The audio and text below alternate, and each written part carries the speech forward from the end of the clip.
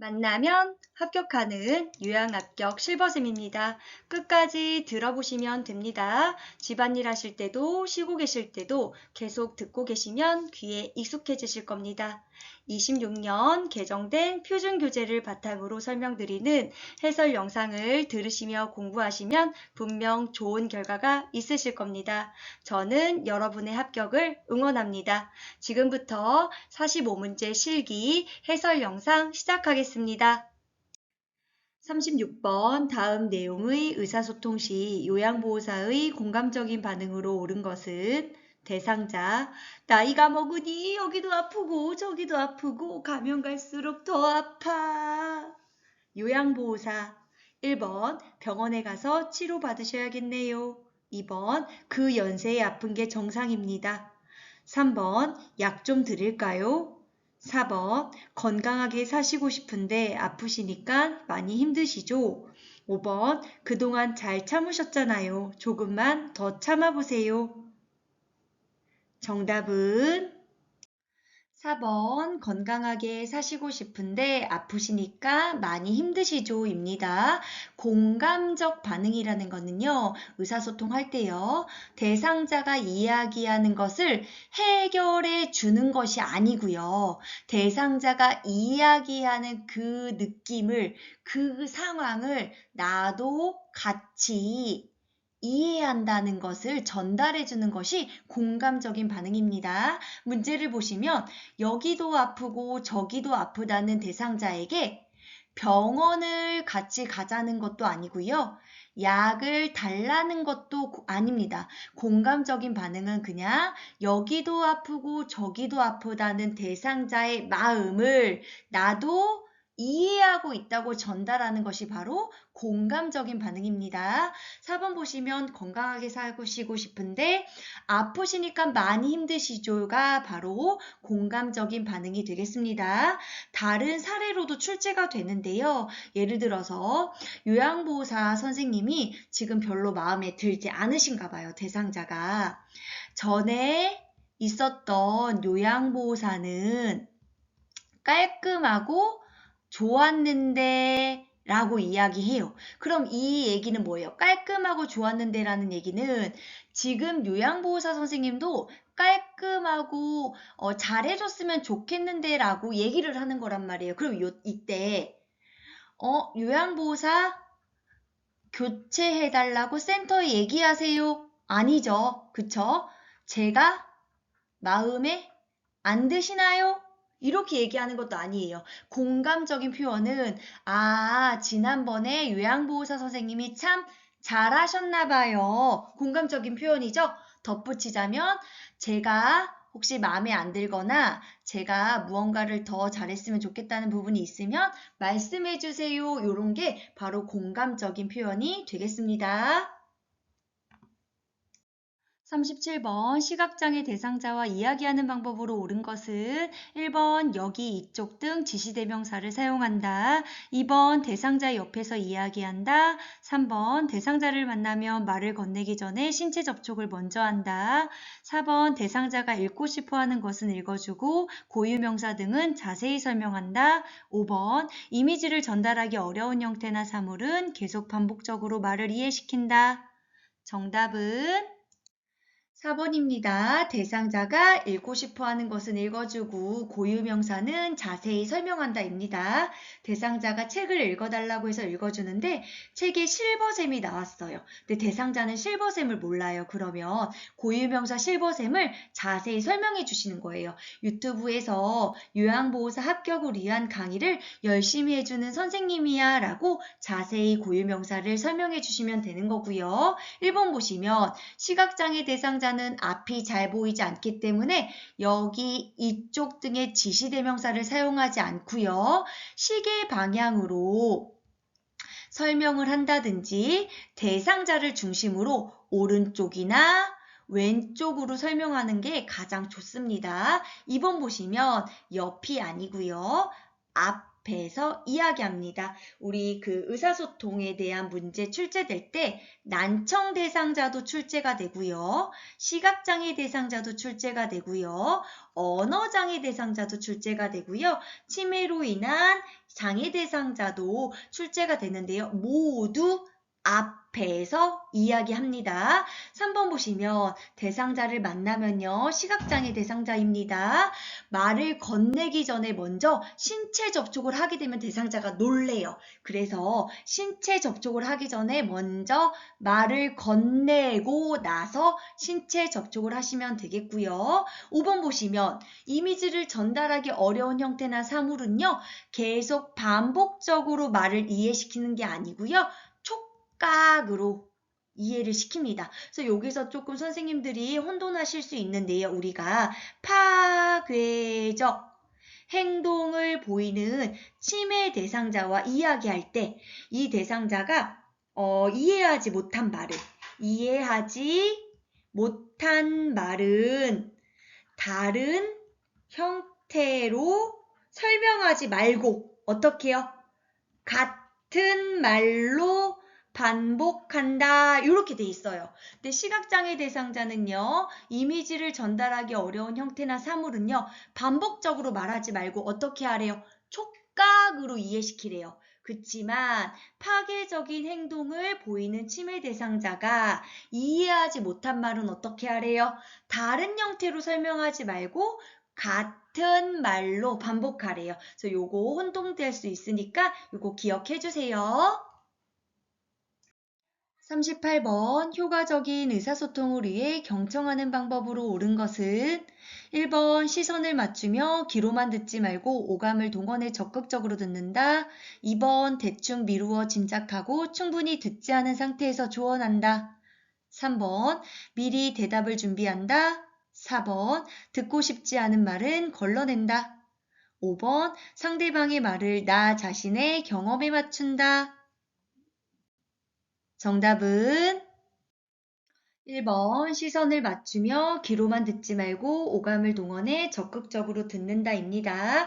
또 의견이 다르더라도 어떻게 해요? 일단 수용한다.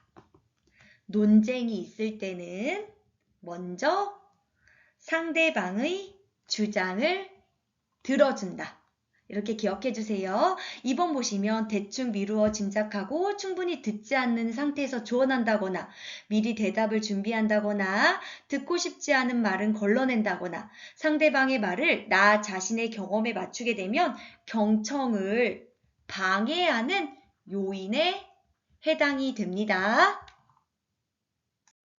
39번 다음 그림과 같이 버스 탈 때의 순서로 옳은 것은 1번 지팡이 오른쪽 다리 왼쪽 다리 2번 지팡이 왼쪽 다리 오른쪽 다리 3번 오른쪽 다리 지팡이 왼쪽 다리 4번 왼쪽 다리 지팡이 오른쪽 다리 5번 왼쪽 다리 오른쪽 다리 지팡이 정답은 1번입니다. 올라갈 때는요. 물 하자고 했고요. 내려갈 때는요. 물건 하자고 했어요. 그러면요. 올라갈 때는요. 우리가 계단 올라갈 때, 버스 탈 때 다 마찬가지입니다. 내려갈 때도요. 계단 내려갈 때, 버스에서 내릴 때 다 마찬가지입니다. 우리가 올라갈 때 내려갈 때 마찬가지로 다리를 하기 전에 지팡이가 있으면 지팡이고요. 지팡이가 없으면요. 옆에 난간 건강한 손으로 잡습니다. 그러면 올라갈 때는 올 건물이니까 건강한 쪽부터죠.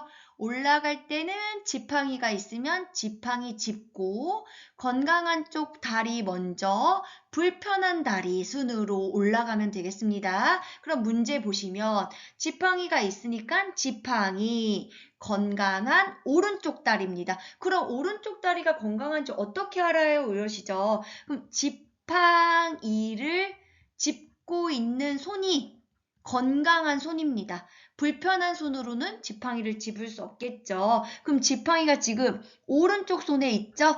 그러면 지팡이 먼저 하고 건강한 오른쪽 다리, 불편한 왼쪽 다리 순으로 버스에 타시면 되겠습니다. 40번 혈액응고장애 대상자의 구강청결 돕기 방법으로 옳은 것은 1번 치아 사이는 치실을 사용한다. 2번 치아 쪽에서 잇몸으로 강하게 칫솔질한다. 3번 차가운 물로 입안을 헹군다. 4번 칫솔질할 때 혀는 닦지 않는다. 5번 칫솔질은 잠자기 전과 매 식사 후 30분 이내에 한다. 정답은 5번입니다. 칫솔질은 잠자기 전과 매 식사 후 30분 이내에 3분간 합니다. 1번 보시면 혈액응고장애 대상자가 치실을 사용하게 되면 출혈이 생길 수 있기 때문에 치실은 사용하지 않습니다. 2번 보시면요. 칫솔질 하실 때는요. 우리 칫솔 각도도 나오죠? 치약을 묻힌 칫솔을 45도 각도로 잇몸에서 치아 쪽으로 닦는다. 이렇게 하죠. 근데 닦을 때는요. 혀도 닦는다. 칫솔질 할 때는 치아뿐만 아니라 혀까지 닦는다. 그치만 깊숙이 닦게 되면 살에 걸릴 수 있기 때문에 깊숙이는 닿지 않죠. 3번 보시면 입안을 헹굴 때는요. 우리 차가운 물 별로 안 좋아해요. 어떤 물로 좋아해요? 그렇죠. 미지근한 물로 칫솔질 한다. 근데 차가운 물을 좋아하는 경우가 있어요. 언제 좋아해요? 차가운 물. 그쵸. 의치를 담가둘 때는 차가운 물에 담가둔다. 이런 거 나왔었어요. 그래서 우리 구강청결 돕기 할 때요. 이런 것도 좀 자주 나오죠. 누워서 양치를 해야 되는 대상자가 있을 때는 누운 자세로 하게 되면 사례가 걸릴 수 있기 때문에 어떻게 해요? 옆으로 누운 자세로 그쵸? 살에 걸리지 않게 양치질을 하도록 돕는다. 그런데 옆으로 놓을 때는 건강한 쪽이 아래를 향하도록 눕는다. 이런 것도 꼭 알고 계세요. 41번 요양보호 기록의 목적으로 옳은 것은 1번 서비스 내용 및 방법 점검, 2번 요양보호사의 업무 부담 완화, 3번 장기요양 서비스의 비용 절감, 4번 장기요양 서비스의 제공시간 단축, 5번 긴급사고 발생 시 법적 책임 회피. 정답은 1번입니다. 시설장이나 관련 전문가가요. 요양보호사가 기록한 내용을 바탕으로 서비스 내용 및 방법을 점검하는 데 평가하는 데 활용이 되기도 합니다. 그 밖에도 질 높은 요양보호사의 서비스를 제공하는 데 도움이 되는 거고요. 요양보호사의 활동을 입증할 수 있습니다. 또 세 번째 중요한데요. 요양보호사 서비스의 연속성을 유지할 수 있습니다. 다른 답변으로 서비스의 반복성을 유지할 수 있다. 요러면 틀립니다. 예를 들어서 요런 겁니다. 어제 대상자 거실을 청소했어요. 그러면 오늘은 또 거실을 청소해요. 이렇게 하면 반복성 유지가 됩니다. 어제는 거실을 청소했으니까 오늘은 주방, 냉장고를 청소해야 되겠구나. 이렇게 연속을 유지하기에 우리는 기록을 합니다. 반복성 나오면 틀립니다. 연속성 나오면 정답입니다. 그리고 가족과 정보를 공유할 수 있어서 의사소통을 원활하게 할 수 있고요. 요양보호사 서비스의 표준화와 요양보호사의 책임을 높이는데도 도움이 될 수가 있습니다. 그래서 우리가 여기에서요. 긴급사고 시 법적 책임을 회피한다. 이렇게 하면 틀린 답변이 되는 거고요. 혹시 문제가 발생됐을 때 중요한 자료로 활용된다. 이러면 또 정답이 돼요. 조금 내용이 다르죠. 회피라는 단어가 나오면 틀리고요. 문제가 예기치 못한 사고가 발생했을 때 중요한 자료로 활용된다. 이러면 또 맞는 답변이 될 수 있습니다. 42번 대상자의 식사 돕는 방법으로 옳은 것은 1번 누워있는 대상자인 경우 침대 머리를 80도 정도 올려 상체를 높여준다. 2번 편마비가 있는 대상자는 불편한 쪽을 아래로 하여 옆으로 눕혀준다. 3번 식사 전에는 물을 들이지 않는다. 4번 음식물을 다 삼킨 것을 확인한 후에 음식물을 다시 넣어준다. 5번 수분 함량이 적고 신맛이 강한 음식을 제공한다. 정답은 4번입니다. 음식물을 다 삼킨 것을 확인한 후에 음식물을 다시 입에 넣어줍니다. 혹시 얼굴에 편마비가 있는 대상자면 편마비 있는 곳에 음식이 남아있어도 음식이 남아있는 것을 알아차리지 못하기 때문에 수시로 요양보사 선생님이 확인하셔서 음식물을 뱉거나 삼킬 수 있게 도와주시면 좋겠고요. 42번 문제 보시면 식사 돕는 방법에서 자주 출제되는 문제는 살에 들리지 않게 하는 거에 초점을 두는 경우가 가장 많아요. 살에 걸리지 않게 하는 좋은 자세가 있는데요. 대상자가 구부정하게 식사를 한다면 살에 걸릴 수 있기 때문에 반드시 등받이가 있는 의자를 사용해서 깊숙이 앉아서 등을 펴고 식사를 하면 살에 걸리는 걸 예방할 수가 있고요. 두 번째는 음식 종류예요. 신맛이 강한 음식은 침을 많이 만들어서 살해를 걸릴 수 있게 하고요. 또 수분이 적은 음식도 살에 걸릴 수 있기 때문에 신맛이 많은 음식과 수분이 적은 음식은 제공하지 않습니다. 그리고 대상자가요.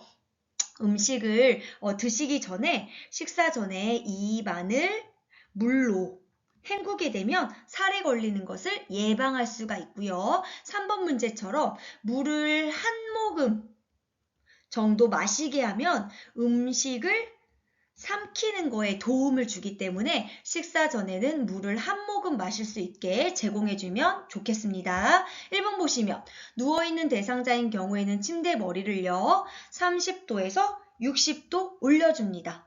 2번 보시면 옆으로 누우는 자세는요 양치질하기도 마찬가지예요. 항상 옆으로 누울 때는 건강한 쪽이 아래로 향하게 눕습니다. 5번 보시면 수분 함량이 적고 김이나 뻥튀기 같은 음식이죠. 신맛이 강한 음식은 침을 많이 만들기 때문에 제공하지 않습니다. 43번 경구약 복용 시 주의점으로 옳은 것은 1번 가루약은 숟가락을 사용하거나 유침 주사기를 이용한다. 2번 약병에서 알약을 꺼낼 때는 손가락으로 알약을 집어 꺼낸다. 3번 물약의 용량이 적을 때는 약컵을 이용하여 정확한 양을 복용하게 한다. 4번 물약은 뚜껑의 안쪽이 바닥으로 가도록 놓는다. 5번 물을 충분히 제공하여 약을 잘 삼키고 위장관에서 잘 흡수되게 한다. 정답은 5번입니다. 물을 충분히 제공하여 약을 잘 삼키고 위장관에서 잘 흡수되게 한다입니다. 1번 보시면 가루약 복용 방법은 두 가지가 있죠. 숟가락을 사용하거나 바늘을 제거한 묻힌 주사기를 이용합니다.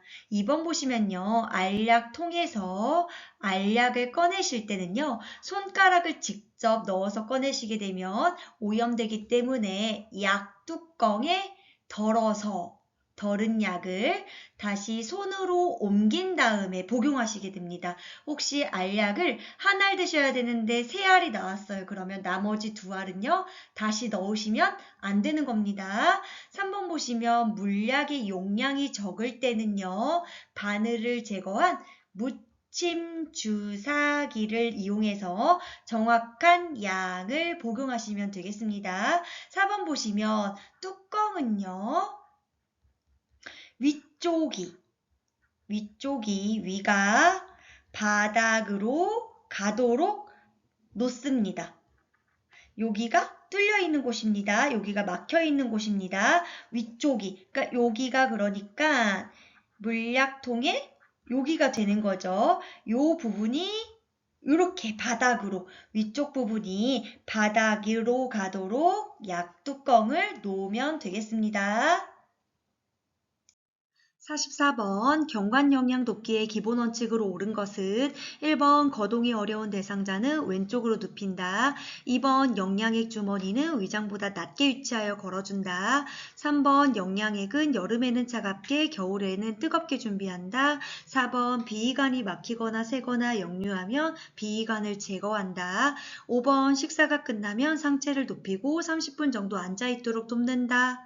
정답은 5번 식사가 끝나면 상체를 높이고 30분 정도 앉아있도록 돕는다.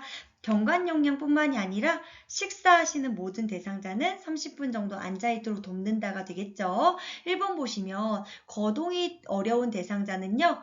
오른쪽으로 눕힙니다. 우리 위가요. 요렇게 돼 있잖아요.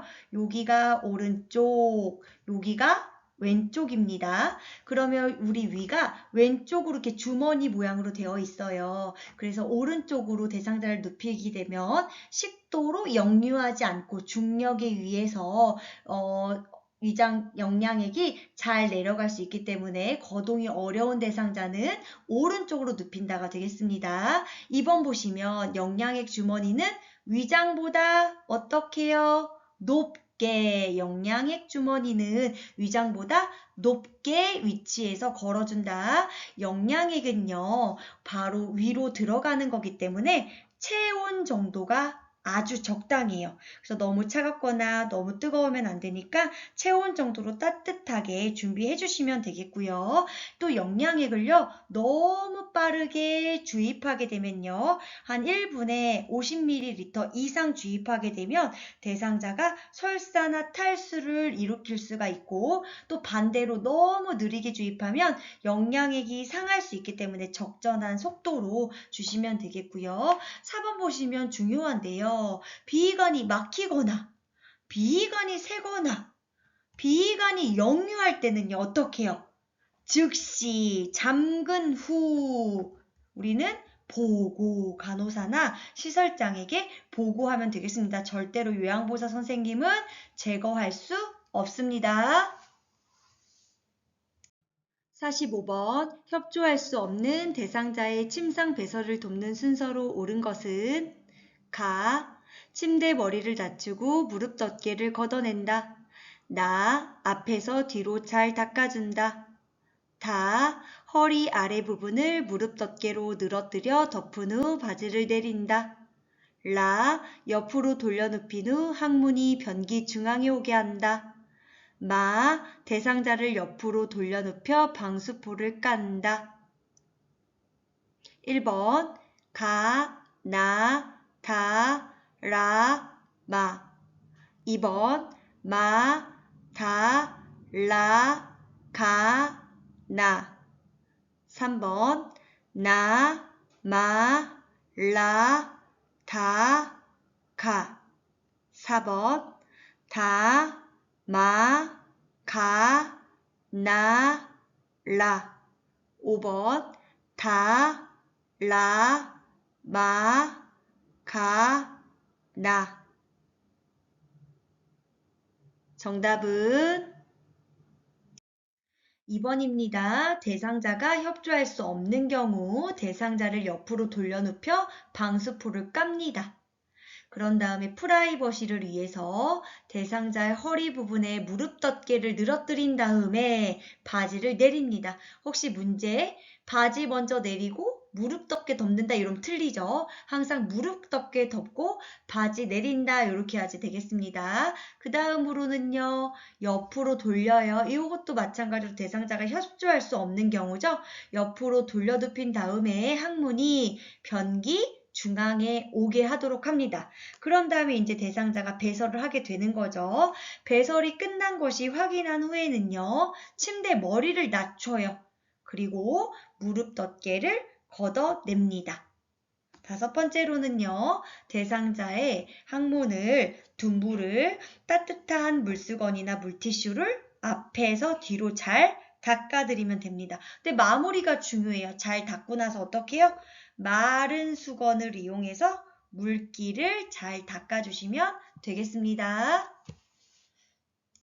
46번 침상에서 지내는 대상자에게 드라이 샴푸를 사용하는 방법으로 옳은 것은 1번 물과 드라이 샴푸를 1대1로 혼합하여 사용한다.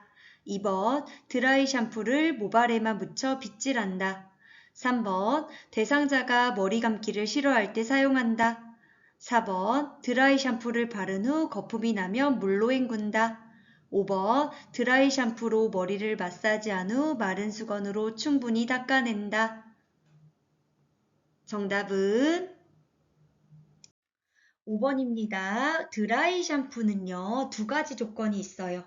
물을 사용할 수 없거나 신체적으로 움직이기 힘들 때, 조건 두 가지일 때만 드라이 샴푸 사용합니다. 1번 보시면 물은 사용할 수 없다고 하잖아요. 그렇기 때문에 물과 1대1로 혼합하는 건 아닙니다. 그냥 단독으로 드라이 샴푸만 이용하면 되는 겁니다. 드라이 샴푸를 이용할 때는 물이 필요하지 않습니다. 2번 보시면 드라이 샴푸를요, 모발에만 묻혀서 빗질을 하는 게 아니고요. 드라이 샴푸를 머리에 충분히 발라요.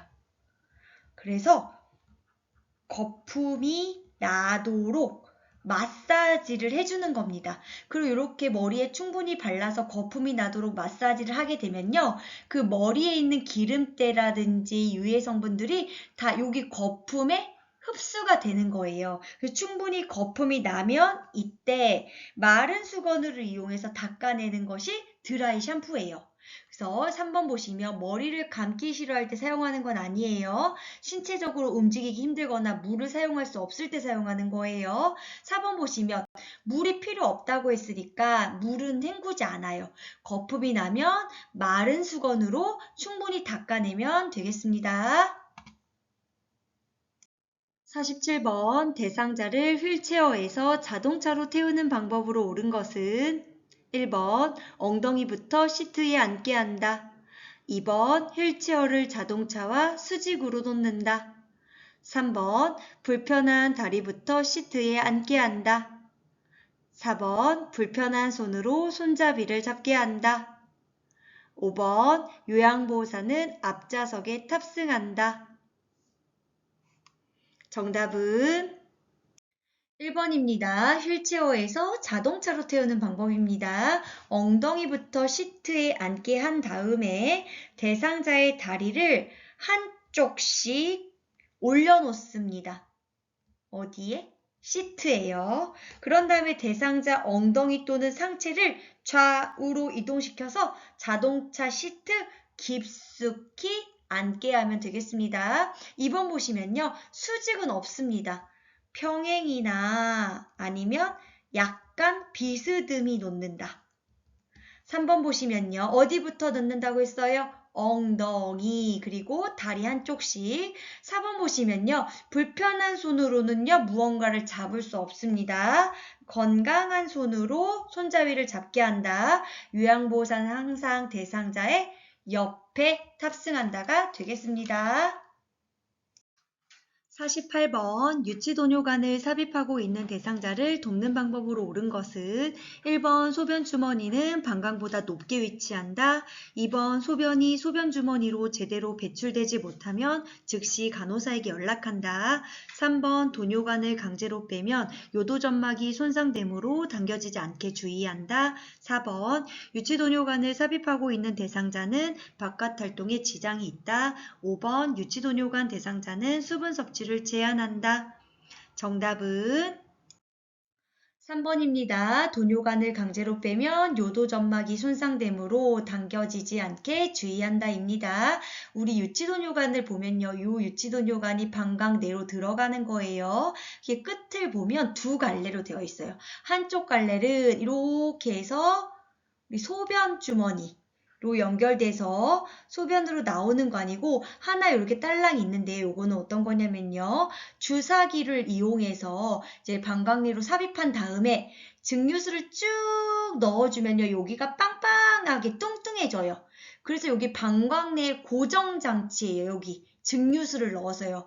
요 상태에서 근데 확 잡아당기면 여기가 빵빵하기 때문에 어떻게 해요? 요도 점막이 손상될 수 있단 말이에요. 그렇기 때문에 강제로 빼면 요도 점막이 손상됨으로 주의하셔야 되는 거고 이동할 때도 혹시 이런 줄이 휠체어 바퀴 이런 데 걸리게 되면 또 강제로 빠질 수 있기 때문에 항상 주의해 주셔야 되는 겁니다. 1번 보시면 소변 주머니는 항상 여기가 방광이라면 방광보다 낮게 위치해서 소변이 잘 나올 수 있도록 해주시면 되겠고요. 2번 보시면 소변이 소변 주머니로 제대로 배출되지 못하면 즉시 간호사한테 연락하는 게 아니고 우리가 확인해 볼 것이 있죠. 혹시 줄이 꺾였는지 아니면 눌렸는지 확인해보고 혹시 꺾이거나 눌리지 않았는데도 소변이 배출되지 않는다. 그러면 그때 간호사한테 연락을 하면 되겠죠. 4번 보시면 유치도뇨관을 삽입해도 바깥 활동을 하는데 지장은 없습니다. 5번 보시면 금기사항. 우리 신부전 대상자나 신부전 대상자는 수분 섭취를 제한하죠. 이런 금기사항이 없는 한 수분 섭취는 권장하셔서 소변이 잘 나오도록 해주시면 되겠습니다. 49번 복벽을 통하여 배설할 수 있도록 하는 요루 장루 관리 방법으로 옳은 것은 1번 주머니는 3분의 2 정도 소변이 차면 비운다. 2번 주머니를 가지고 있는 대상자는 수분 섭취를 제한한다. 3번 통목욕 시 주머니는 떼고 해도 괜찮다. 4번 요루 장루 주위의 피부 상태, 불편감 등을 확인한다. 5번 주머니는 한 달에 한 번 교체한다. 정답은 4번입니다. 요루, 장루 주위의 피부 상태, 불편감 등을 확인한다입니다. 요루는요, 복부에 주머니를 만들어서요, 소변을 배출하는 주머니고요. 장루는요, 복벽에 주머니를 만들어서요, 대변을 나오게 하는 주머니가 장루입니다. 그래서 여기 복부 복벽에 혹시 염증이 생겼는지 불편감이 있는지를 확인을 해주시면 되겠고요. 1번 보시면 소변 주머니, 요루 주머니나 대변 주머니, 장루 주머니나 모두 주머니에 3분의 1에서 2분의 1 정도 소변이나 대변이 차면 비워주시면 되는 거고요. 2번 보시면 소변도 잘 나와야 되고 대변도 주머니에 잘 나와야 되기 때문에 수분 섭취는 권장합니다. 3번 보시면요. 통목욕은요. 욕조에 물이 있으면 통으로 들어가서 목욕을 하는 거잖아요. 이때 소변 주머니를 떼거나 대변 주머니를 떼면 목욕하다가 대변이 물속에 나올 수 있고요. 소변도 물 밖으로 나올 수 있기 때문에 반드시 통 목욕하실 때는 요루 주머니, 장루 주머니 모두 착용하고 목욕합니다. 그런데요, 샤워에 대한 얘기는 장루는 없지만 요루는 있어요. 요루 주머니를 차고 계신 분이 샤워할 때는 요루 주머니를 떼고 해도 괜찮다. 하지만 통목욕할 땐 어떻게 한다? 요루, 장루 모두 착용하고 통목욕한다. 5번 보시면요. 주머니 교체 시기는 달라요. 소변 주머니인 요루 주머니는요. 일주일에 주 2회에서 3회 교환하고요. 대변 장루 주머니는요. 일주일에 한 번 교환합니다. 그래서 장루를 가진 대상자들은 교환일에 맞춰서 일주일에 한 번 교환하기 때문에 교환일에 맞춰서 목욕을 하시는 게 좋겠습니다. 50번 뇌졸중 대상자의 회음부 청결을 돕는 방법으로 옳은 것은 1번 바르게 누워서 무릎은 펴게 하고 다리는 벌린다. 2번 음부에 차가운 물을 끼얹은 다음 물수건으로 닦는다. 3번 남성 대상자는 손으로 음경을 잡고 닦아준다. 4번 멸균 장갑을 착용하고 닦는다. 5번 목욕 담요를 마른 목골로 펴서 몸과 다리를 덮는다. 정답은 5번입니다. 목욕 담요를 마른 목골로 펴서 몸과 다리를 덮는다입니다. 다리가 이렇게 있으면 목욕 담요를 이렇게 마른 목골로 다리를 덮는다는 거죠. 1번 보시면 바르게 누워서 무릎은 세우게 합니다. 세우고 2번 보시면 음부에는요. 따뜻한 물을 끼얹어야 됩니다. 따뜻한 물을 음부에 끼얹은 다음에 물수건에 그냥 닿는 게 아니라 비눈 물을 묻힌 다음에 닦게 되는 거예요. 3번 보시면 남성 대상자인 경우에는요. 손으로 직접 잡는 게 아니라요. 음경을 수건으로 잡습니다. 수건으로 잡고 겹치는 부분과 음낭의 뒷면도 잘 닦아줍니다. 4번 보시면 우리가 회음부 청결할 때는 멸균 장갑은 필요 없고요. 일회용 장갑을 착용하면 되겠습니다. 51번 치매 대상자의 의치 사용을 돕는 방법으로 옳은 것은 1번 의치를 뺄 때는 먼저 아래쪽 의치 빼고 위쪽 의치를 빼는 순서로 한다. 2번 부분 의치인 경우에는 클래스프를 손톱으로 끌어올려 빼낸다. 3번 칫솔에 치약을 묻혀 의치를 미온수로 닦는다. 4번 의치 삽입 후 입을 헹군다. 5번 의치는 주기적으로 뜨거운 물에 삶거나 표백제에 담가 소독한다. 정답은 2번입니다. 부분을 친 경우에는 클래스프를 손톱으로 끌어올려 빼낸다입니다. 우리가 통의치는요. 이렇게 돼서 치아가 다 있는 건 통의치고요. 부분의치는요. 치아가 어금니 쪽에만 있거나 이렇게 해서 철사로 되어 있고 이렇게 고리가 있어요. 이런 거를 부분의치라고 하는데요. 여기만 의치인 거예요. 그럼 여기 고리로 내 진짜 치아에 거는 거란 말이에요. 이 고리를 우리가 클래스프라고 해요. 그래서 이렇게 부분 의치를 사용한 경우에는 이 고리인 클래스프를 손톱으로 끌어올려서 빼내시면 되겠습니다. 1번 보시면 의치를 뺄 때는요. 순서가 위쪽부터 뺍니다. 위쪽 의치를 먼저 빼고 그 다음에 아래쪽 의치를 빼는 순서로 빼시면 되겠고요. 3번 보시면 칫솔에 치약을 묻혀서 닦지 않습니다. 의치는요. 의치 세정제로 닦을 수 있어요. 의치 세정제가 없다면 주방 세제를 대신해서 쓸 수가 있지만 치약은 안 됩니다. 4번 보시면 의치를 삽입한 후에 입을 헹군다면 의치가 덜그럭덜그럭 거려서 기도로 넘어갈 수 있기 때문에 입을 헹구실 때는 의치가 없을 때 삽입 전에 헹구시면 되겠고요. 의치를 뜨거운 물에 삶거나 표백제에 담가 소독하게 되면 의치가 변형이 생깁니다. 건조하게 보관해도 변형이 생겨요. 그래서 의치는 입에서 빼놓을 때는요. 찬물에 담가서 보관을 해주시면 되겠습니다.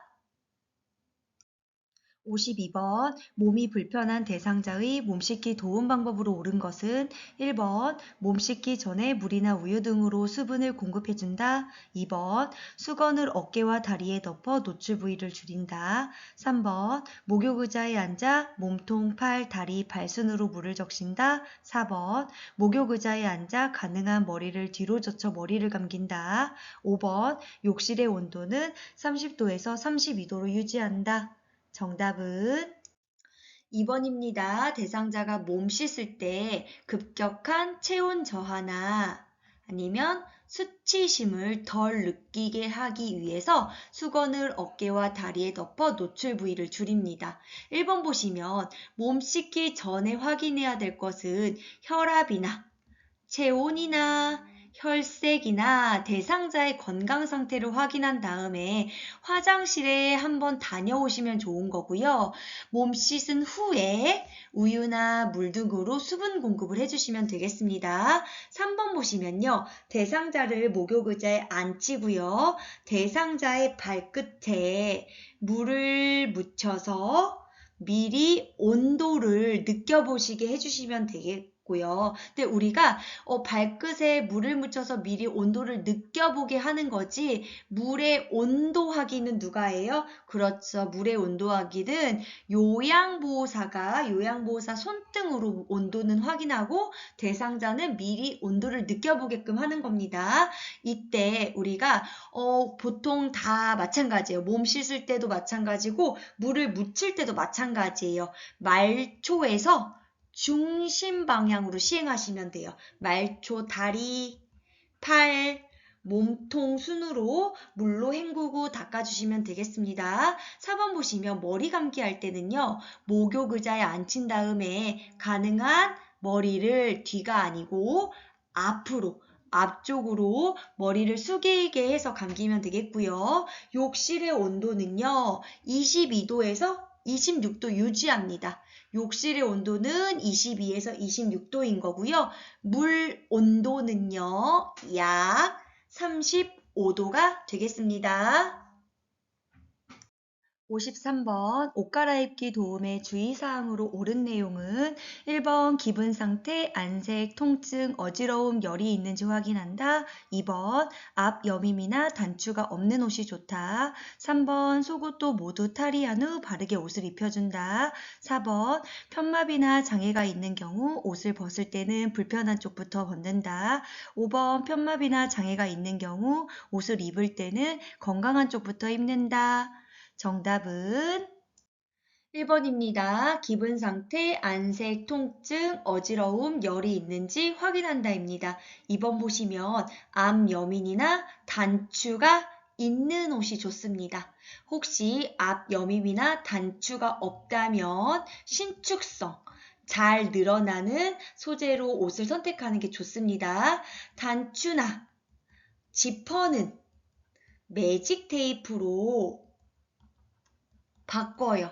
왜냐하면 단추나 지퍼를 어려워할 수 있기 때문에 단추나 지퍼는 매직 테이프로 바꾸고 허리나 소매는 조이지 않는 것을 선택하는 게 좋습니다. 또 대상자가 누워만 있는 경우에는 옷의 구김이 욕창의 원인이 될 수 있기 때문에 옷에 구김이 가지 않도록 펴주시면 좋겠습니다. 3번 보시면 우리가 옷을 갈아입힐 때는요. 노출되는 부위를 최소화하셔서 수치심을 덜 느끼도록 하는 게 중요하기 때문에 막 모두 탈의해서 옷을 갈아입혀주는 방법은 좋지 않습니다. 그럼 어떻게 해요? 부분적으로요. 부분적으로 이렇게 옷을 탈의해서 갈아입혀주는 방법이 좋고요. 4번 보시면요. 벗을 때는요. 벗입니다. 벗을 때는 건강한 쪽부터 입입니다. 입을 때는 불편한 쪽부터 입습니다. 그러면 벗을 때니까요. 어디부터요? 건강한 쪽부터 벗는다. 입을 때는요. 불입이니까 불편한 쪽부터 입는다 하시면 되겠습니다. 54번 숨차거나 얼굴을 씻을 때 식사시나 위관영양을 할 때 자세로 옳은 것은 1번 앙하이 바로 놓은 자세, 2번 반 앉은 자세 반자이, 3번 엎드린 자세 보기, 4번 옆으로 누운 자세 치기, 5번 하지거상. 정답은 2번입니다. 우리가 자세에서 가장 많이 나오는 거는 반자이죠. 반자이는 이렇게 앉은 자세, 상체가 한 45도 정도 올라간 자세를 우리가 반자이라고 하는데요. 반자이는 대상자가 숨차거나 얼굴을 씻거나 식사할 때나 위관 영양할 때의 자세가 반 앉은 자세 반자이입니다. 반 앉은 자세 할 때 다리를 살짝 올려주면요. 대상자가 아래로 쭉 미끄러지는 걸 예방할 수가 있어요. 그래서 반 앉은 자세 할 때는 대상자의 다리 쪽을 살짝 올려줘서 대상자가 미끄러져 내려가지 않고 편안하게 유지해준다. 이렇게까지 기억해주세요. 1번 보시면 앙화이. 바로 누운 자세는 그냥 천장 바라보고 누워있는 자세입니다. 이 자세는 잠을 자거나 휴식할 때 자세가 되겠고요. 엎드린 자세는요. 대상자 얼굴이 바닥을 향한 겁니다. 엎어져 있는 거죠. 엎드리는 보기는 등에 혹시 상처가 있거나 등 근육을 쉬게 할 때는 이렇게 엎드린 자세 보기를 취해줍니다. 복부가 침대에 붙었어요. 그래서 보기예요.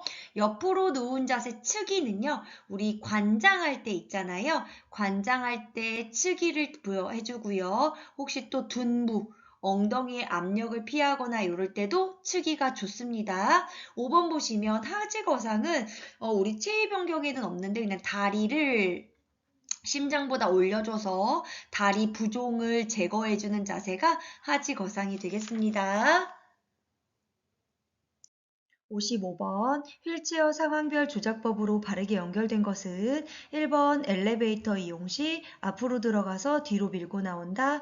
2번 문턱 오를 때 뒤쪽을 발로 살짝 눌러 조심스럽게 휠체어를 뒤쪽으로 기울인다. 3번 오르막길 이용 시 경사가 큰 경우에는 힘을 주어 직선 방향으로 오른다. 4번 내리막길 이용 시 안전벨트 확인 후 천천히 앞을 보며 내려간다. 5번 울퉁불퉁한 길 이용 시 뒷바퀴를 살짝 들어 올린다. 정답은 2번입니다. 문턱을 오를 때나 도로턱을 오를 때나 요양보호사가 휠체어 뒤쪽을 발로 살짝 눌러서 조심스럽게 휠체어 뒤쪽으로 기울인 다음에 문턱을 오르거나 도로턱을 오릅니다. 1번 보시면 엘리베이터는요. 뒤로 들어가요. 뒷걸음으로. 뒤로 들어가서 바로 그 자리로 앞으로 밀고 나옵니다. 3번 보시면 오르막길 이용하실 때는요. 경사가 크거나 아니면 대상자가 체중이 많이 나가는 경우에는요. 지그재그로 올라갑니다. 내리막길도 마찬가지입니다. 경사가 크거나 대상자 체중이 많이 나가는 경우 지그재그로 내려옵니다. 그런데요. 내리막길은요. 앞으로 보면서 내려가는 게 아니고요. 뒷걸음질로 내려갑니다. 5번 보시면요. 울퉁불퉁 길 이용하실 때는요. 앞바퀴를 살짝 들어 올립니다. 앞바퀴를 살짝 들어 올리게 되면 휠체어가 약간 뒤로 젖힌 상태가 되죠. 여기 문턱을 오를 때도 휠체어를 뒤로 젖힌 상태, 뒤쪽으로 기울인 상태로 가는 거고요. 울퉁불퉁한 길을 갈 때도 앞바퀴를 들어서 휠체어를 뒤쪽으로 젖힌 상태에서 이동하시면 되겠습니다. 앞바퀴가 바닥에 닿을 경우에 휠체어를 밀기도 힘들고 대상자가 진동을 많이 느낄 수 있기 때문에 울퉁불퉁한 길 갈 때는 앞바퀴를 들고 휠체어 뒤쪽으로 젖힌 상태에서 이동하면 되겠습니다. 56번 대상자가 보행기를 이용할 때 팔꿈치를 굽히는 각도와 보행기 높이로 바르게 연결된 것은 1번 약 30도 엉덩이, 2번 약 30도 허리, 3번 약 40도 엉덩이, 4번 약 40도 허리, 5번 약 45도 가슴. 정답은 1번입니다. 팔꿈치가 약 몇 도? 30도입니다. 30도 구부러지도록 보행기의 손잡이를 엉덩이 높이로 조절하면 됩니다. 엉덩이 높이입니다. 30 기억해 주세요. 팔꿈치가 30도로 구부러지도록 손잡이는 엉덩이 높이로 조절하면 되겠습니다. 57번 배설 관련 복지용구 이동변기 선정 시 고려사항으로 옳은 것은 1번 대소변 바지는 탈부착하여 청소할 수 있어야 한다. 2번 소변량이 500ml 이상인 사람은 금기이다. 3번 대소변 바지는 흰색이거나 투명해야 한다. 4번 바퀴가 부착되어 있어야 한다. 5번 탈부착형 수납 공간을 갖추고 있어야 한다. 정답은 1번입니다. 복지용구 중에 이동변기는요. 대소변 바지, 변기통이 탈부착 가능해서 청소할 수 있어야 됩니다. 청소할 때요. 소독약으로 청소할 수 있는 재질로 선정하셔야 됩니다. 2번 보시면 소변량이 500 이상인 사람은 금기인 것은 우리 요실금 팬티. 요실금 팬티는 흘림량이 500 이상인 사람은 금기입니다. 3번 보시면 이동변기는 아니고요. 우리 간이 변기 중에 소변기를 선정할 때는 흰색이거나 투명해서 소변을 관찰할 수 있어야 되는 거고요. 4번 보시면 바퀴는 상관이 없어요. 근데 이동변기 선정을 하실 때 고려해야 되는 것은 팔걸이와 등받이가 있는 것으로 돼야 되는 거고요. 대상자의 무게를 충분히 견딜 수 있는 튼튼하게 만들어진 걸로 선정을 하시면 되겠습니다. 5번 보시면 탈부착형 송납 공간을 갖추고 있어야 되는 거는요. 우리 보조차. 실버카라고 하는 유모차처럼 생긴 카 있잖아요. 그 실버카가 수납 공간을 갖추고 있어야 되는 선정시 고려사항이 되겠습니다. 58번 왼쪽 편마비 뇌졸중 대상자에게 상의 입히는 순서로 옳은 것은 1번 왼쪽 팔, 오른쪽 팔, 머리 2번 오른쪽 팔, 왼쪽 팔, 머리 3번 오른쪽 팔, 머리, 왼쪽 팔 4번 왼쪽 팔, 머리, 오른쪽 팔 5번 머리, 왼쪽 팔, 오른쪽 팔 정답은 4번입니다. 대상자 옷 갈아입히는 거 어려운 거 하나도 없습니다. 입힐 때는요, 불입입니다. 벗을 때는요, 건버섯입니다. 버섯, 건버섯입니다. 그럼 이 말은요, 입힐 때는요, 불편한 쪽부터 입히라는 거고요. 벗을 때는요, 건강한 쪽부터 벗으라는 겁니다. 그럼 여기에서 문제는 입힌다고 했으니까 불편한 쪽부터 입히면 되겠네요. 왼쪽 편마비 대상자면 어디가 불편해요? 왼쪽이 불편하죠? 왼쪽 팔, 머리, 오른쪽 팔이 되겠습니다. 59번 식품 안전을 위한 안전한 장보기 중 가장 먼저 구매해야 할 식품과 가장 나중에 구매해야 할 식품으로 옳은 것은 1번 채소 및 과일, 냉장, 냉동 가공식품, 2번 냉장, 냉동 가공식품, 어패류, 3번 식품, 냉장, 냉동 가공식품, 4번 육류, 식품, 5번 식품, 즉석식품. 정답은 5번입니다. 장보기 하실 때 가장 먼저 구매해야 되는 거는요. 냉장이 필요 없는 식품이에요. 그럼 가장 나중에 구매해야 되는 것은 냉장이 필요하겠죠. 그럼 냉장이 필요 없는 식품은 식품, 쌀이나 통조림이나 라면은 필요가 없어요. 그래서 이 제품 먼저 구매를 하는 거예요. 가장 나중에 구매하는 건 즉석식품이에요. 이미 조리가 된 식품. 이 식품은 냉장 보관을 해야 되니까 가장 나중에 구매를 해야 되는 거예요. 즉석식품을. 그럼 즉석식품 전에 구매해야 되는 건 어패류예요. 생선. 그전에는요. 육류예요. 얘네들도 냉장이 필요하긴 하나 얘가 가공이 된 즉석식품이기 때문에 가장 늦게 구매하는 거예요. 그럼 육류 전에 구매하는 것이 이미 냉장이나 냉동이 된 가공식품이에요.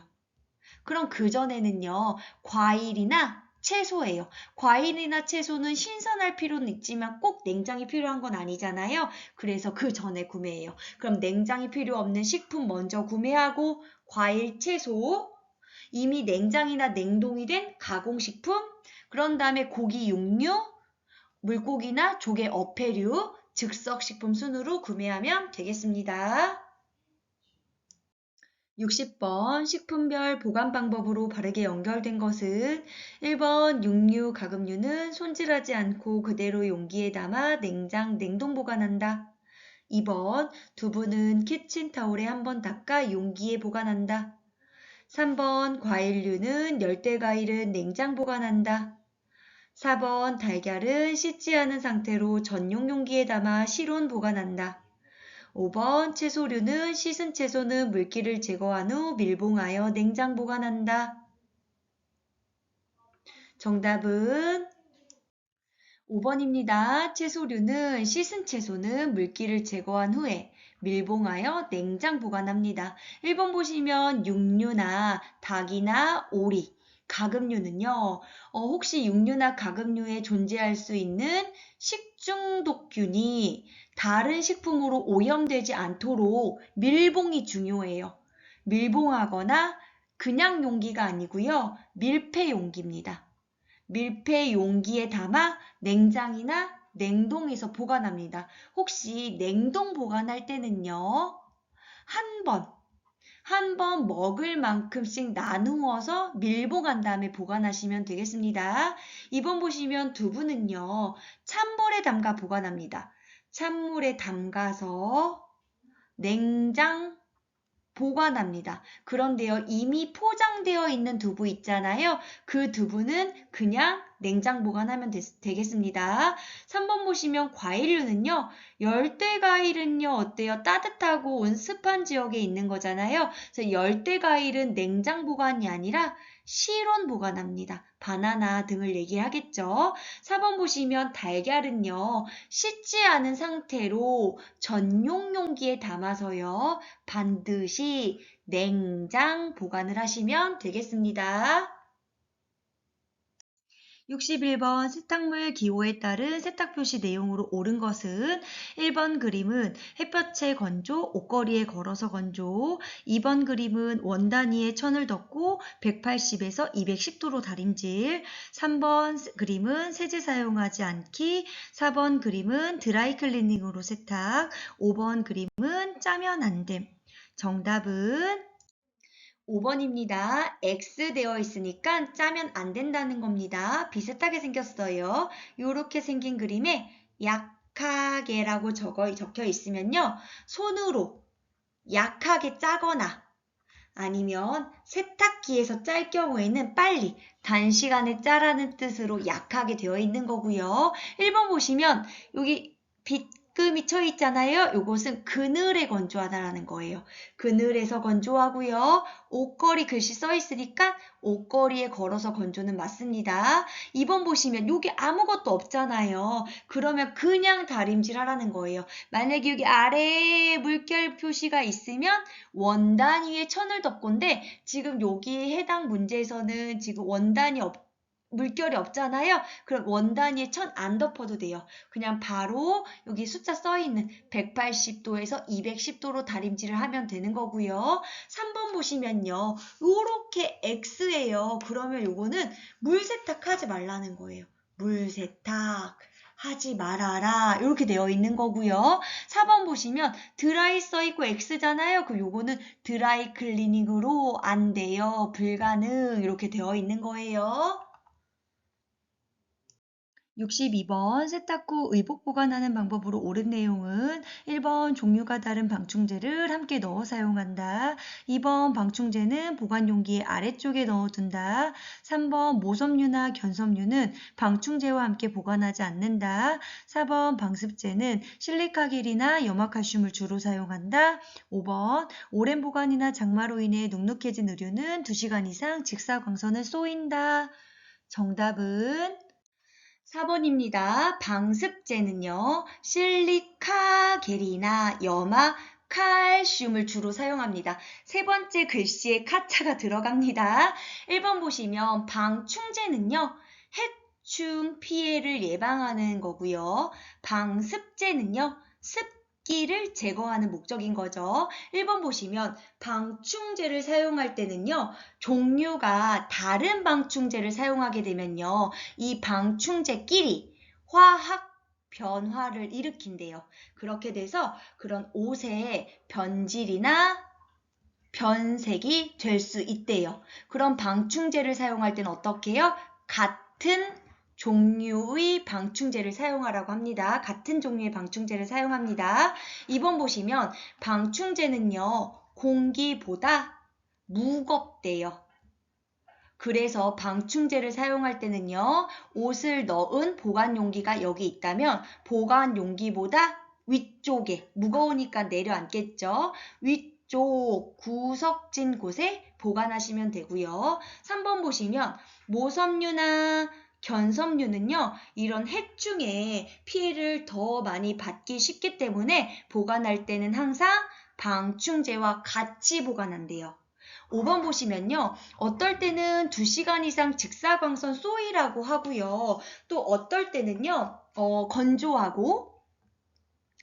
건조하고 맑게 갯날 바람이 잘 통하는 그늘에서 바람을 쏘여라 이렇게 하는 두 가지 방법이 있어요. 그럼 선생님들 보시면요. 오랜 보관이나 장마로 인해 눅눅해졌대요. 이 눅눅해졌다는 건 습한 거죠? 그럼 이런 의류는 건조하고 맑게 갯날 바람이 잘 통하는 그늘에서 바람을 쏘이는 거예요. 그래서 이 눅눅해진 옷이 건조해지도록. 그럼 2시간 이상 직사광선을 쏘이는 건 언제냐면요. 우리 선생님 해충 요런 단어 나오거나 아니면 곰팡이 요런 단어 나오면 2시간 이상 직사광선을 쏘이는 거예요. 우리 예전에 공부했을 때 그 폐결핵균은요. 직사광선, 자외선을 받으면 다 거의 사멸한다고 했었잖아요. 마찬가지예요. 해충이나 곰팡이도 직사광선을 쏘이면 없어져요. 그렇기 때문에 해충, 곰팡이 단어 나온다. 그럼 직사광선 2시간 이상인 거고요. 눅눅해진 옷 의류다. 그러면 건조하고 맑게 갯날. 그늘에 바람 통풍 해줘라. 이렇게 구분을 하시면 될 것 같아요. 63번 대상자의 안전한 주거환경 조성을 위한 방법으로 옳은 것은 1번 현관에는 의자를 놓지 않는다. 2번 대상자가 자주 쓰는 물품, 요양보호에 필요한 물품은 항상 선반 위쪽에 둔다.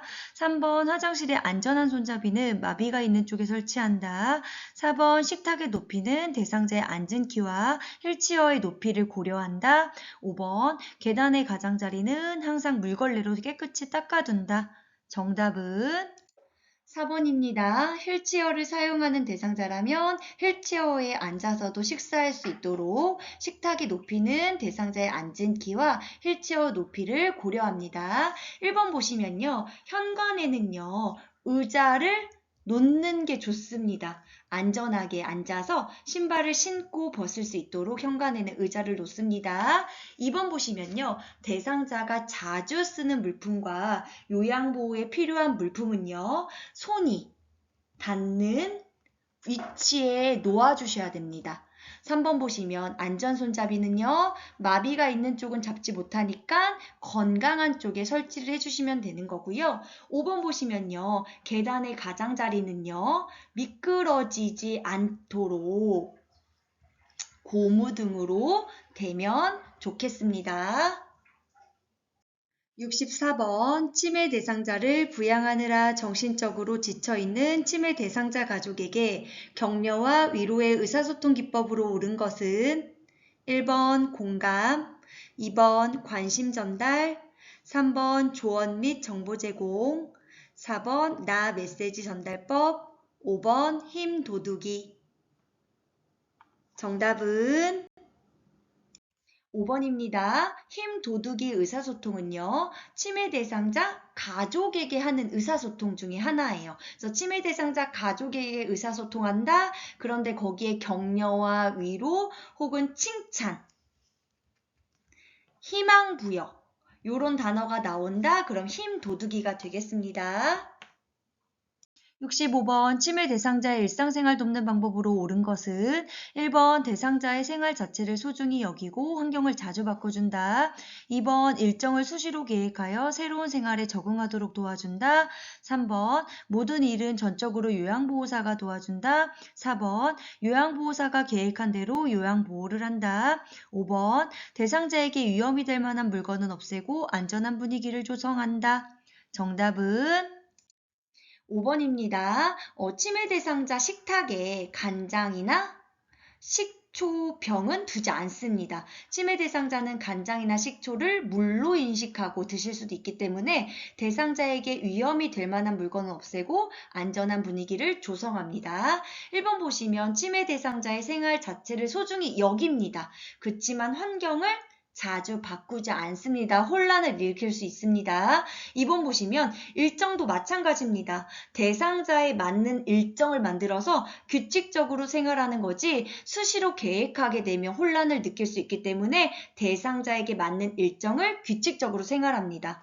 3번 보시면 모든 일은 전적으로 요양보호사가 도와준다? 다 틀립니다. 우리 요양보호사 선생님들은 어떻게 해요? 지지, 잔존 기능을 계속 유지할 수 있도록 스스로 할 수 있는 일은 할 수 있도록 남아있는 기능은 유지할 수 있도록 도와줍니다. 4번 보시면 요양보호사가 계획한 대로 요양보호를 하는 게 아니죠. 대상자 상황에 맞는 요양보호를 하시면 되겠습니다. 66번 치매 대상자가 밥을 손으로 만지고 국물을 쏟으며 장난치는 경우 요양보호사의 대처 방법으로 옳은 것은 1번 안정될 때까지 방에 혼자 있게 한다. 2번 큰 소리로 화를 낸다. 3번 비닐로 된 식탁용 매트를 깔아준다. 4번 여러 가지 음식을 제공한다. 5번 식사를 제공하지 않는다. 정답은 3번입니다. 치매 대상자의 식사 돕기 문제도 자주 출제되죠. 대상자가 음식을 손으로 만지거나 아니면 흘리는 것을 대비했을 때는 식탁용 매트나 비닐로 된 식탁용 매트나 비닐로 된 식탁볼을 깔아주시면 좋겠습니다. 그래서 안정될 때까지 혼자 방에 있게 하거나 큰 소리로 화를 낸다든지 아니면 식사를 제공하지 않는다든지 여러 가지 음식을 제공하게 되면 혼돈을 느낄 수 있기 때문에 여러 가지 음식은 제공하지 않습니다. 그래서 음식은요, 한 가지 음식을 다 먹고 난 후에 다른 음식을 제공하는 게 좋은 방법이 되겠습니다. 그 밖에도 자주 출제되는 거, 치매 대상자는 투명한 유리 제품보다는 어떤 제품이요? 색깔이 있는 플라스틱 제품을, 그릇을 사용한다. 그리고 그릇은 접시보다는 사발을 사용해서 흘리는 것을 방지하게 한다. 그리고 대상자가 사례가 만약에 자주 걸린다면 어떻게 해요? 좀 더 걸쭉한 액체 음식을 제공한다. 이런 내용도 좀 기억해 주세요.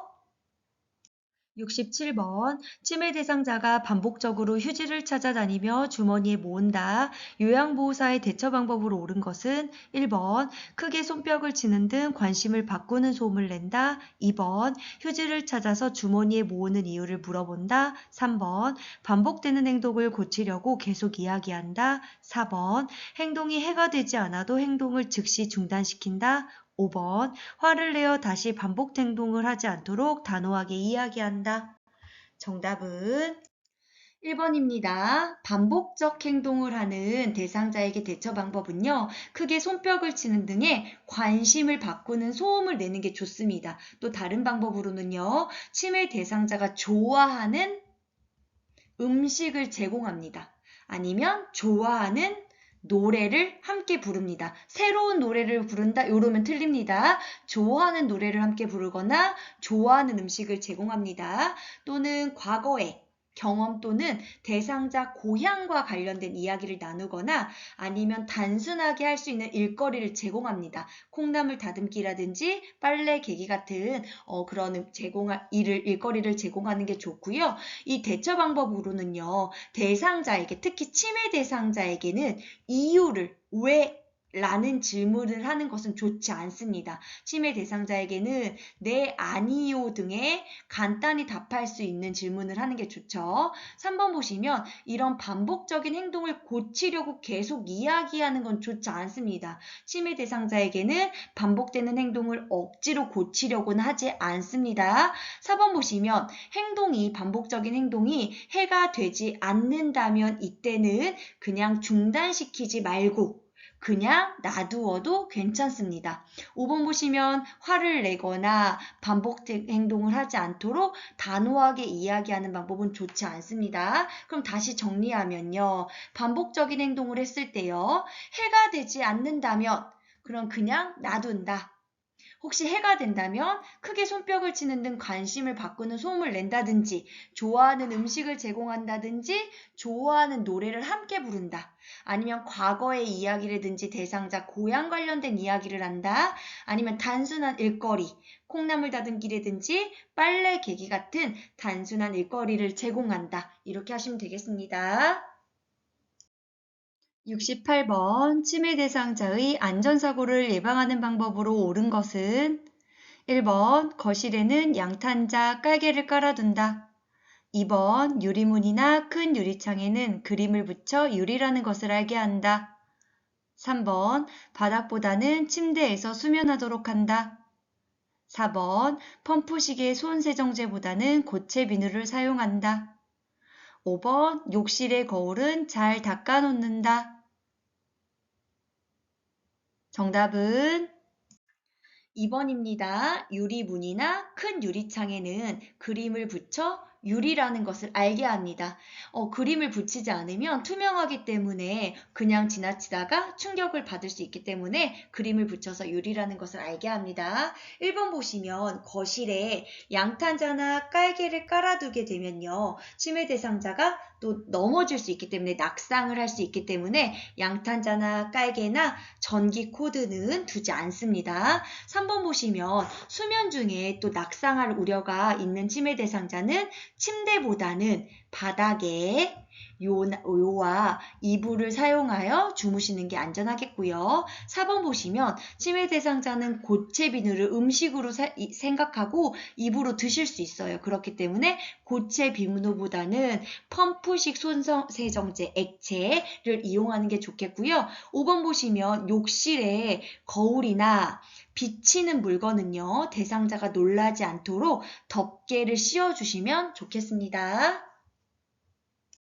69번 치매 대상자가 귀신이 나를 데려가려고 한다며 환각 증상이 나타날 때 대처 방법으로 옳은 것은 1번 귀신이 어디에 있는지 자세히 물어본다. 2번 치매 대상자가 보고 들은 것에 대해 아니라고 부정한다. 3번 모든 행위에 대해 자세하게 설명한다. 4번 방 안의 조명을 어둡게 한다. 5번 대상자가 좋아하는 음악을 틀어놓는다. 정답은 5번입니다. 환각 증상은요, 실제로 없는데 있는 것처럼 생각하는 게 환각 증상입니다. 이때는 대상자가 좋아하는 음악을 틀어놓는 게 도움이 되는 거고요. 뭐 귀신이 어디 있는지 물어본다든지 아니면 대상자가 생각하고 보고 들은 것에 대해서 부정하는 것은 좋지 않아요. 부정하지도 않고 설득하지도 않습니다. 그래서 모든 행위에 대해서 자세하게 설명한다고 대상자가 인지하는 것도 아니기 때문에 대상자가 좋아하는 음악을 틀어놓는 방법이 가장 적합하겠습니다. 70번 치매 대상자와 의사소통 시 대처 방법으로 옳은 것은 1번 큰 소리로 이야기한다. 2번 부정형 질문보다는 긍정형 질문을 한다. 3번 여러 사람과 함께 대화한다 4번 과거 이야기는 피하고 현재 이야기를 많이 한다. 5번 간단하게 답하는 질문을 피하고 대상자가 많이 생각할 수 있는 질문을 한다. 정답은 2번입니다. 부정형 질문보다는 긍정형 질문을 합니다. 1번 보시면 큰 소리는 좋지 않습니다. 낮은 음조로 천천히 차분히 상냥하고 예의 바르게 이제 이야기합니다. 3번 보시면 여러 사람과 함께 대화하게 되면 의사소통에 문제가 생기기 때문에 여러 사람과는 대화하지 않습니다. 4번 보시면 과거 이야기는요, 하면 좋아요. 과거를 회상하게 하면요, 옛날에 즐겨 부르던 노래를 부르거나 옛일을 회상하면서 대화를 이끌어 나가는 것은 인지기능이나 심리적인 면에서도 안정감을 느낄 수 있기 때문에 과거 이야기, 과거를 회상하도록 유도하는 것은 좋습니다. 5번 보시면 치매 대상자는요, 생각을 많이 하는 질문, 왜? 이런 질문은 좋지 않습니다. 그러나 예, 아니요로 대답할 수 있는 단답형으로 질문할 수 있는 간단하게 질문할 수 있는 답변이 좋겠습니다. 71번 임종 대상자 적응 단계 순서로 옳은 것은 1번 부정, 분노, 타협, 우울, 수용 2번 분노, 부정, 타협, 우울, 수용 3번 우울, 부정, 분노, 수용, 타협 4번 수용, 타협, 분노, 부정, 우울 5번 타협, 분노, 부정, 우울, 수용 정답은 1번입니다. 우리 선생님들 부분, 탁, 아소 요렇게 기억해 주시면 좋습니다. 우리 타가소 예전에 아이들 맡겨놨던 곳이잖아요. 탁아소 부분 타가소 부분 탁 여기 탁 여기 밑으로 조금 내려와요. 아소 요렇게 기억해 주시면 적응 단계 순서는 끝입니다. 72번 신체 정신적 변화에 따른 임종 대상자에게 제공한 요양보호로 옳은 것은 1번 수분이나 음식 섭취량을 늘려준다. 2번 숨쉬는 것이 힘들어하면 똑바로 눕혀준다. 3번 실변하는 대상자에게 간이변기를 대어준다. 4번 체온이 떨어지면 전기 담요를 덮어준다. 5번 평소에 좋아하는 물건이나 사진 등을 가까이 둔다. 정답은 5번입니다. 임종 대상자에게는 평소에 좋아하는 물건이나 사진 등을 가까이 두어서 친숙함을 느낄 수 있도록 해주시면 좋고요. 또 대상자가 만나고 싶어 하는 사람이 있다는 것을 표현하면 가족에게 사실을 알리고 정서적으로 고립되지 않도록 도와주시면 되고요. 종교 지도자와 만남을 통한 영적 지원을 요청하는 것도 좋은 방법이 되겠습니다. 1번 보시면요. 임종 대상자는요. 음식이나 수분 섭취하는 것이 어려움이 많아져요. 이때는 억지로 먹이는 것은 하지 말아야 되는 것이고요. 2번 보시면 숨 쉬는 것을 힘들어하면 대상자는요. 상체를 높여주는 자세를 하시면 되고요. 3번 보시면 임종 대상자는요. 이제 관략근이 조금 이완돼서 관략근이 조절이 안 돼서 실금이나 실변을 할 수 있어요. 이때는 기저귀로 도움을 주시면 되겠고요. 4번 보시면 체온이 떨어지게 되는데요. 이때는 이불이나 담요를 이용해서 따뜻하게 덮어주는 건 도움이 되지만 보온을 위한 전기 기구를 사용하시는 것은 피해 주시면 되겠습니다. 73번 사전연명의료의향서를 등록한 대상자에게 제공할 수 있는 의료 행위로 옳은 것은 1번 혈액투석, 2번 인공호흡기 착용, 3번 항암제 투여, 4번 심폐소생술, 5번 산소 공급. 정답은 5번입니다. 등록한 대상자에게도 기본적인 돌봄에 해당되는 의료행위는 지속되는데요. 그러한 의료행위로는 산소 공급과 물, 영양분 공급, 또 통증에 도움이 되는 진통제 투여는 지속적으로 제공이 되는 행위가 되겠습니다.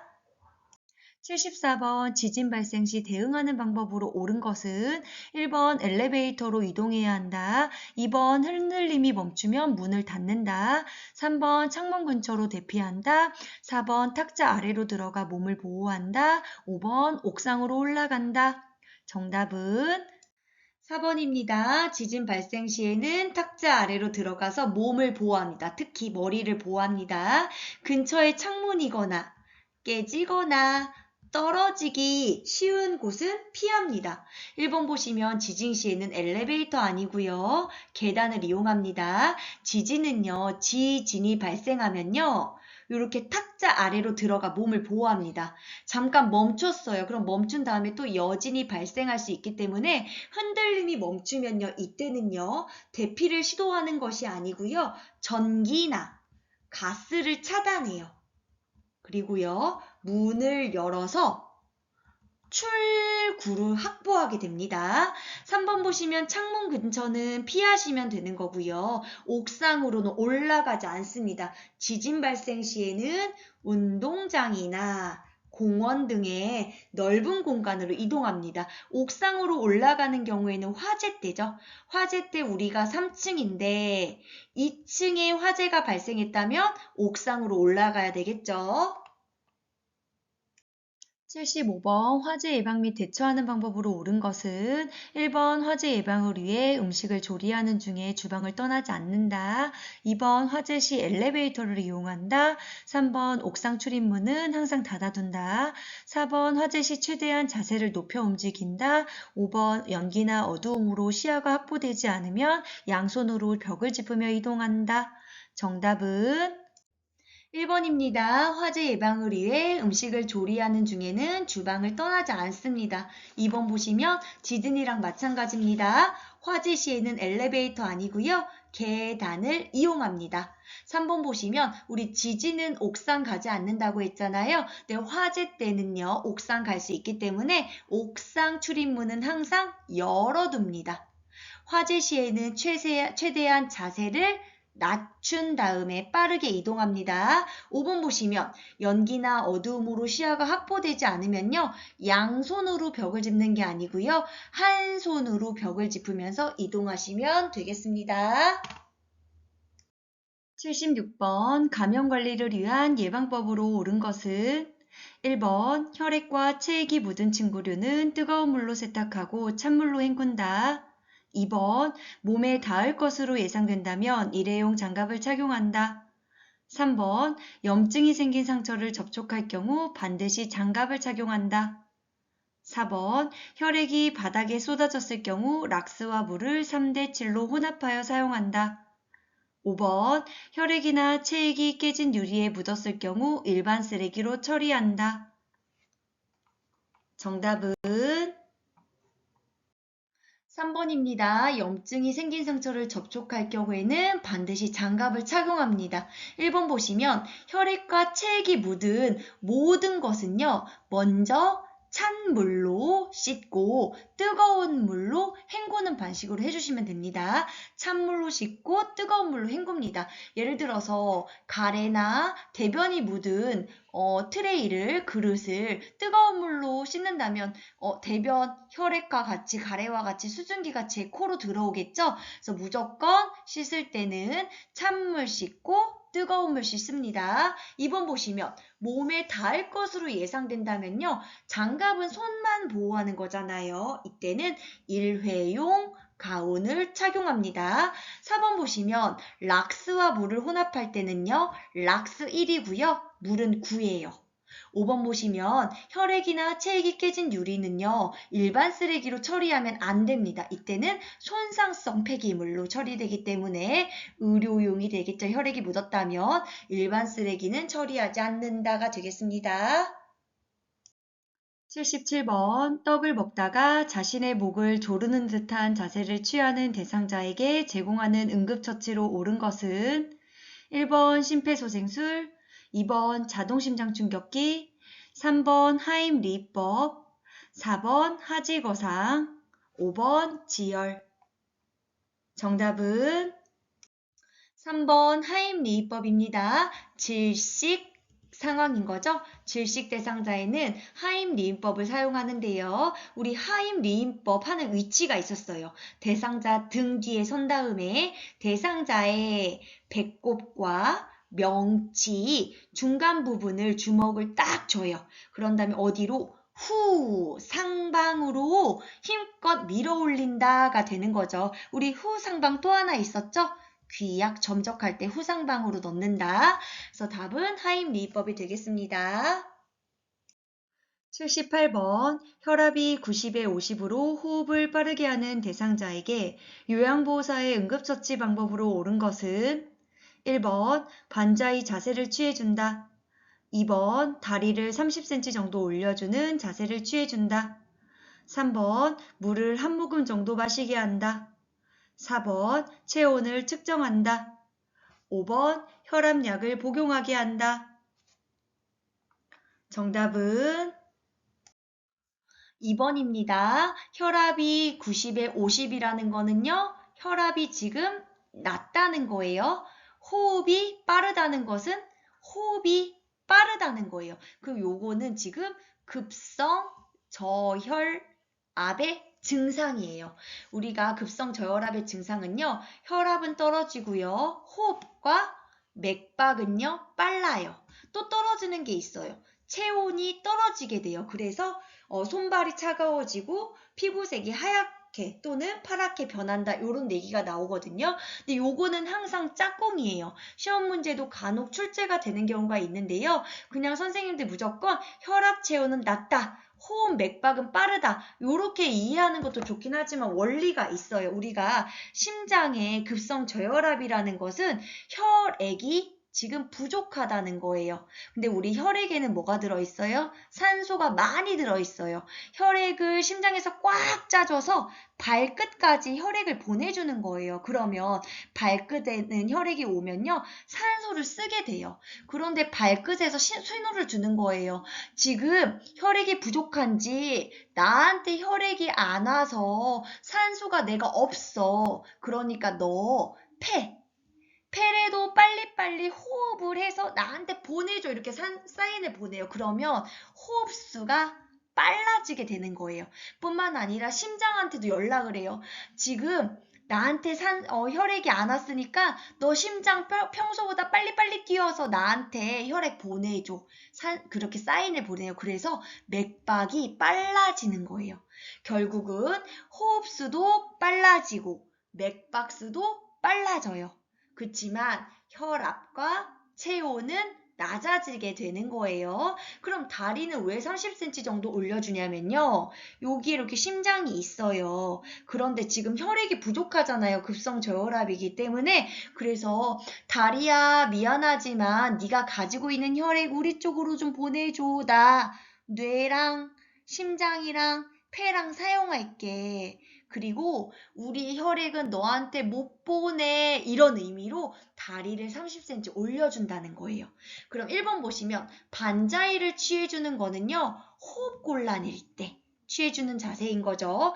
3번 보시면요. 이렇게 급성 저혈압 증상이 있을 때는요. 물이나 음식을 주어서는 안 돼요. 4번 보시면 급성 저혈압 증상이 있다면 체온이 아니라 혈압과 맥박을 측정하게 되는 거고요. 5번 보시면 급성저혈압은 혈압은 낮다는 건데 혈압약을 복용하면 더 떨어지게 되겠죠? 그래서 5번은 아니에요. 혹시 기억해 주실 거면 호흡과 맥박은 어떻게 된다고요?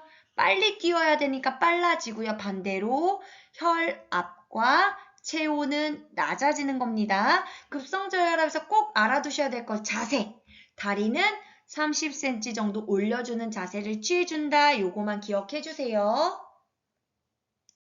79번 심정지를 목격한 요양보호사의 심폐소생술 방법으로 옳은 것은 1번 가슴뼈의 아래쪽 절반 부위를 압박한다. 2번 분당 80에서 90회의 속도로 압박한다. 3번 깍지를 낀 두 손의 손가락으로 가슴에 댄다. 4번 약 3cm 깊이로 강하고 빠르게 가슴 압박한다.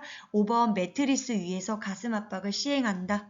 정답은 1번입니다. 심폐소생술은 가슴뼈의 흉골의 아래쪽 부분의 절반 부위를 압박한다. 여기 아래에 있는 칼돌기는 압박하지 않는다. 분당 100회에서 120회 속도로 압박한다. 깍지를 낀 두 손의 손가락이 아닌 손바닥 뒤꿈치로 압박한다. 4번 보시면 3cm 아니고요. 5cm 깊이로 강하고 빠르게 압박한다.